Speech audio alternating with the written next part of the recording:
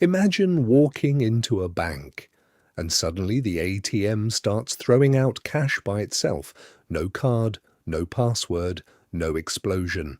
Just hackers controlling the entire bank system from thousands of miles away.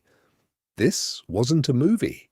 It was one of the biggest cyberbank robberies in history, a billion-dollar operation that targeted over 100 banks worldwide.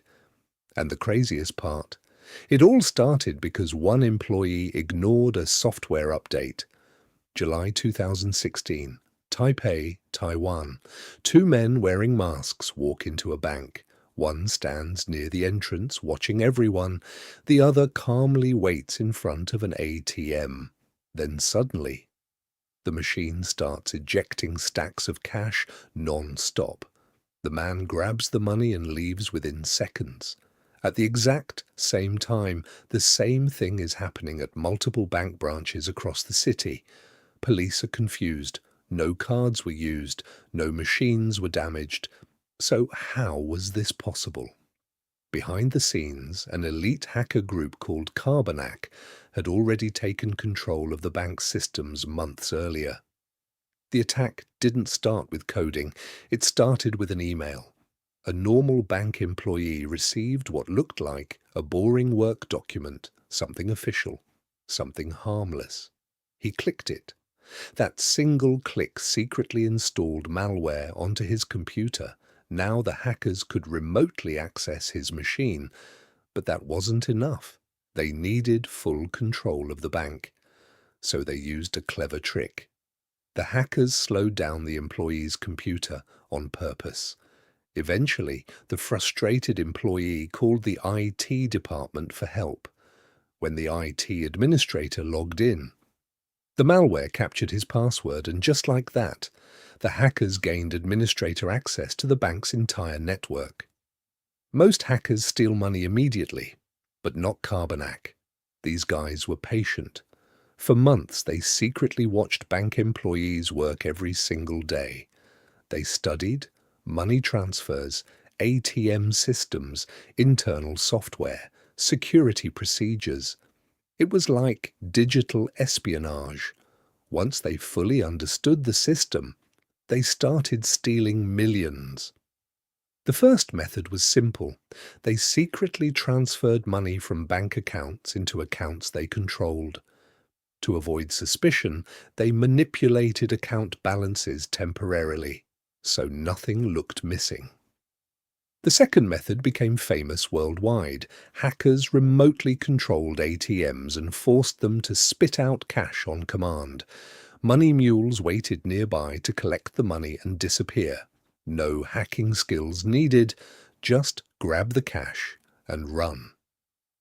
But the third method was absolutely insane. The hackers created fake bank accounts containing only a few dollars. Then they hacked the bank database and changed the balance from $3 to $1 million. Suddenly, account holders became instant millionaires.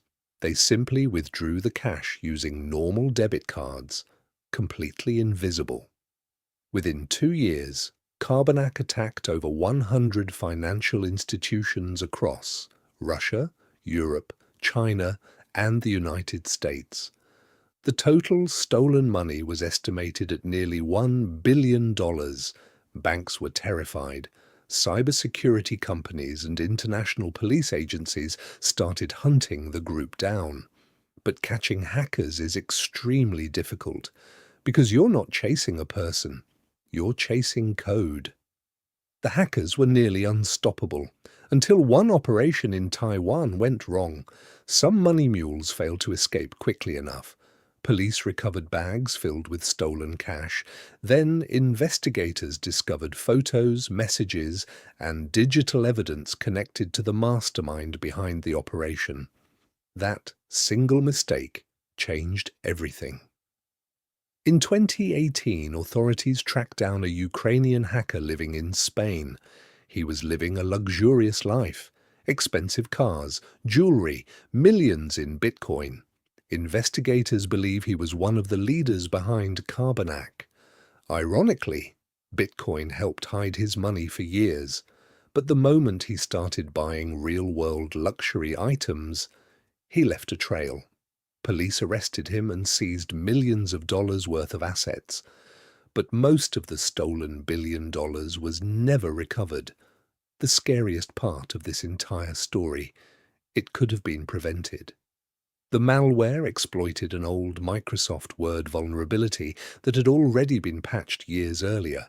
One employee ignored updates, and the result became one of the largest cyber bank robberies ever.